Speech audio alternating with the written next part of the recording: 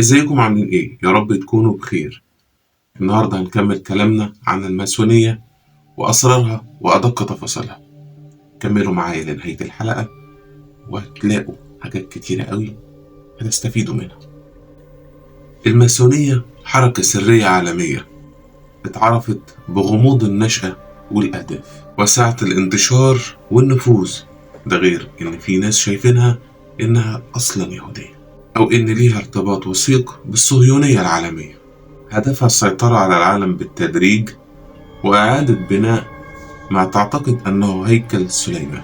زعمائها كلهم بينفوا الكلام ده وبيأكدوا على أنها جمعية خيرية هدفها تآخي البشر ورفاهيتهم، نظرا لطبيعة الماسونية اللي بتبالغ جدا في السرية والغموض. مفيش اتفاق أو إجماع على أمر من أمورها أبدا، بالذات ظروف نشأتها وطبيعة أهدافها ونوعية خططها.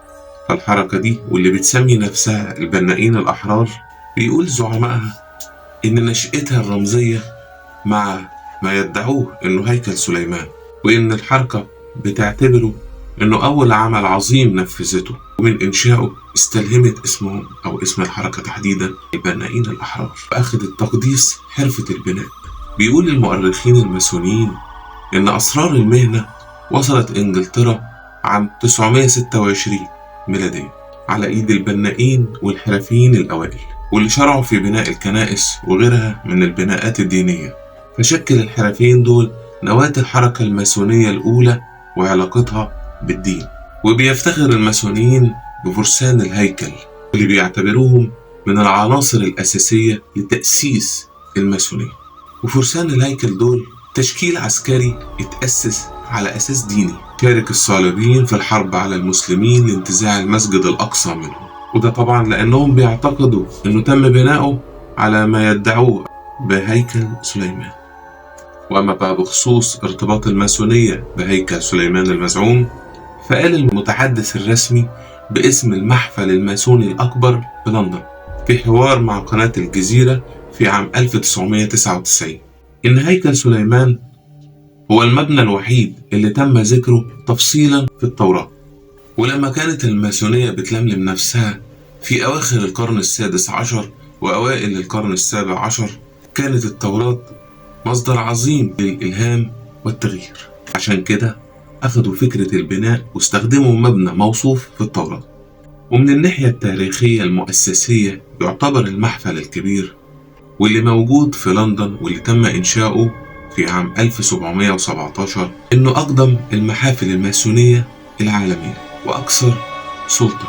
تم إنشاؤه عن طريق اندماج 4 محافل ماسونية، وادى لنفسه صلاحية العمل على توحيد الحركة الماسونية العالمية. ومن بريطانيا بتمتد الماسونية لفرنسا في عشرينات القرن الثامن الميلادي، واللي كان بالمناسبة قرن الرواج الكبير لأفكار الماسونية العالمية. وسعت بعد كده في باقي البلدان الأوروبية وأمريكا، واللي أثر رجالتها في الثورتين الفرنسية والأمريكية. بعد كده انتقلت لأقطار العالم التانية عن طريق جحافل الحركات الاستعمارية لهذه البلاد فيما بعد. أما بقى على مستوى طبيعة الأهداف الماسونية، فكترت بخصوصها الأقوال والتقديرات، واعتبر البعض إن هدفها الأكبر والأسمى إنها تكون حركة تتجاوز الحدود والدول والأشخاص، من خلال مجموعة من الأشخاص تقدر تتحكم في مقدرات العالم وخيراته. وإن اللي بتقوم بيه الحركة من نشاط خيري لصالح الفقراء والمساكين مجرد غطاء لأهدافها الحقيقية.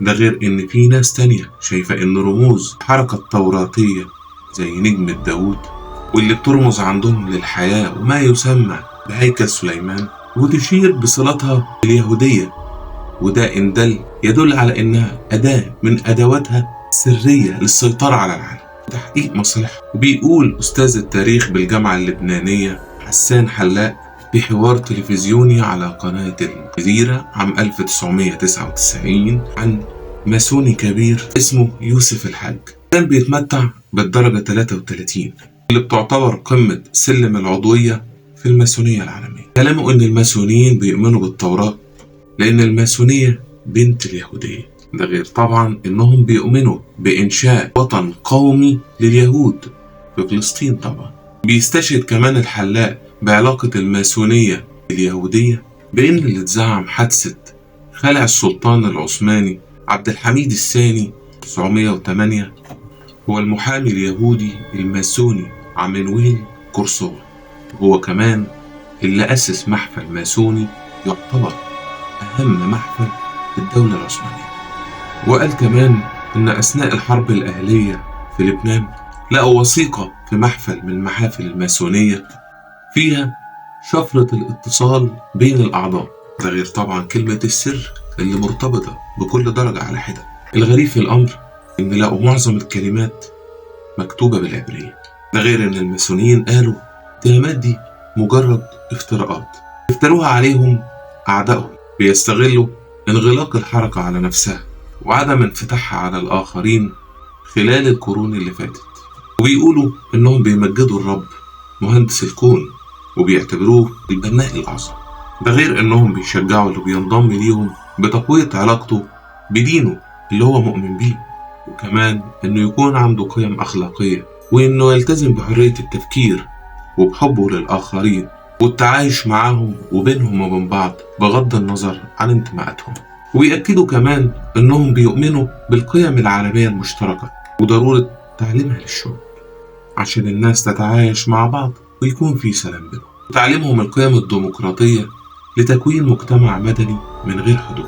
وعشان كده بيسعوا لجمع أكبر عدد من الناس بانتماءات وخلفيات مختلفة غير تعزيز العوامل المشتركة بينهم. عشان كده بيقولوا إنهم بيحذروا على أتباعهم الكلام سواء في الدين أو السياسة، لأن دول ومن وجهة نظرهم طبعا إن دول عاملين بيؤدوا إلى تفرقة الناس. وده حاليا يا صديقي اللي بيحصل في جميع الأماكن، حظر الكلام في الدين أو السياسة. أما بقى بخصوص الهيكلة والتجنيد فبيحتوي النظام الداخلي للماسونية على 3 طبقات، وبتحتوي أو بتتضمن 33 درجة. وبيقولوا إن أصحاب الدرجة الثالثة هم أهل الثقة اللي بيطلعوا على أسرار محدش قبلهم يعرفها.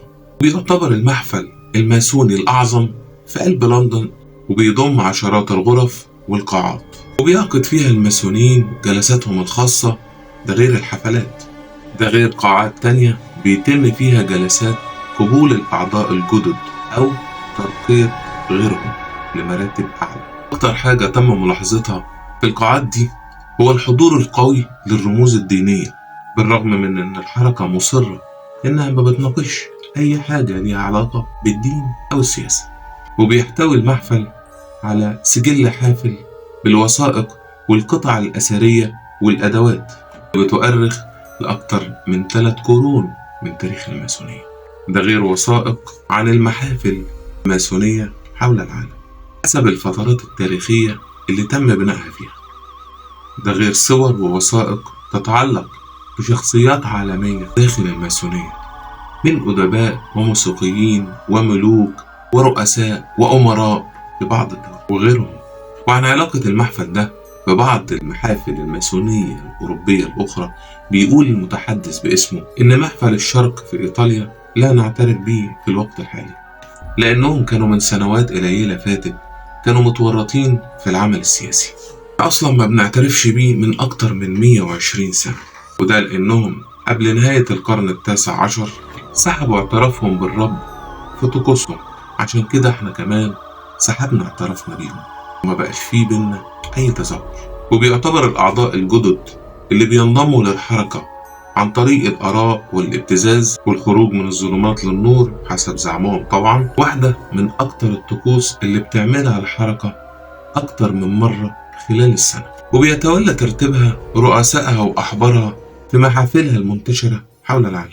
ووقت انضمام عضو جديد بيقول الرئيس الأعظم للمحفل في بداية جلسة ترسيمه في غرفة التأمل نصا: اللهم يا مهندس الكون الأعظم نسألك أن تهب جزيل رحمتك لعبدك هذا يطلب الإشراك معنا في أسرار الأساتذة البنائين الأحرار، وأعينه على الجواب وقت السؤال وثبته عند الامتحان. بعد كده بيأدي العضو الجديد قسم الولاء للماسونية، متعهدا بالاستمرار بعد انضمامه للعشيرة دي بالقيام بالعادات الماسونية القديمة وحضور الاجتماعات ومشاركة إخواتهم.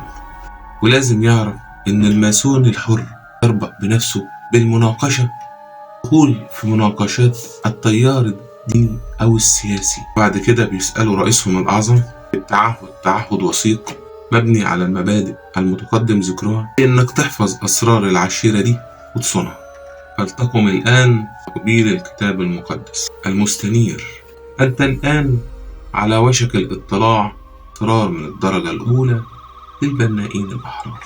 وفي ختام الجلسة بيكلموا الرئيس الأعظم وبيحذروا إنه إذا حاول الهرب هيكون عقابه إما بالطعن أو بالشنق أو العقوبة البدنية اللي هتقع عليك، المعروفة تاريخيا الماسونية بقطع رقبتك من جذورها إذا طلعت سر من أسرار البنائين الأحرار.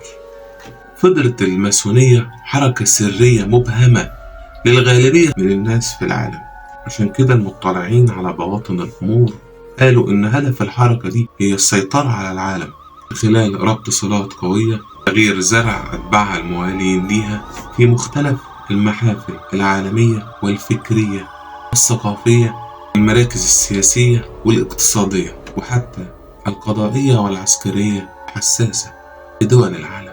وبيقال إن المحافل الماسونية دايما ما تتخفى وراء جمعيات ومنظمات وهمية، وده طبعا لمزاولة أنشطتها الفكرية والسياسية، غير التغلغل في مفاصل الدولة عن طريق زعماء وقادة ومسؤولين كبار ساعدتهم الحركة عشان يوصلوا لمناصبهم الرفيعة والبقاء فيها مقابل خدمة أهدافها والالتزام بعهودها، غير أنهم كلهم بيأدوا قسم الولاء لخدمة الأهداف دي.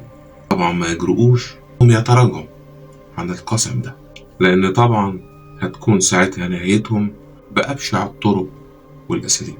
والمطلعين بالأمور دي بيأكدوا إن الماسوني بيقسم أول ما بيدخل الحركة على مساعدة إخوانه في أي مكان وفي أي ظروف، وده طبعا على حساب ناس من الممكن إنهم يكونوا أكتر كفاءة. استشهدوا على الكلام ده بكلام الرئيس الأمريكي الأسبق هاري ترومان لما قال: أيادي لا حصر لها تتعانق كل يوم، وآباء لا حصر لهم يودعون أبنائهم.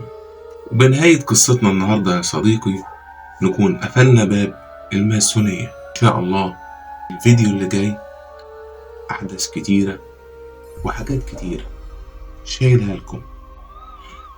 اوعوا تنسوا لايك وشير زر الجرس.